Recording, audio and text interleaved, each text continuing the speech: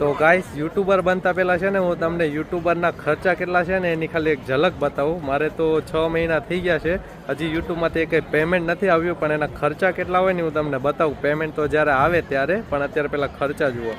તો જો હું તમને એક એપ્લિકેશન ઓપન કરીને બતાવું છું. આ જુઓ, આ છે મારા સ્ટાર હબની એપ છે જે સિંગાપુરની છે. હું તમને મારું રિચાર્જ બતાવું કે દર મહિને કેટલું રિચાર્જ કરવું પડે છે એની અંદર.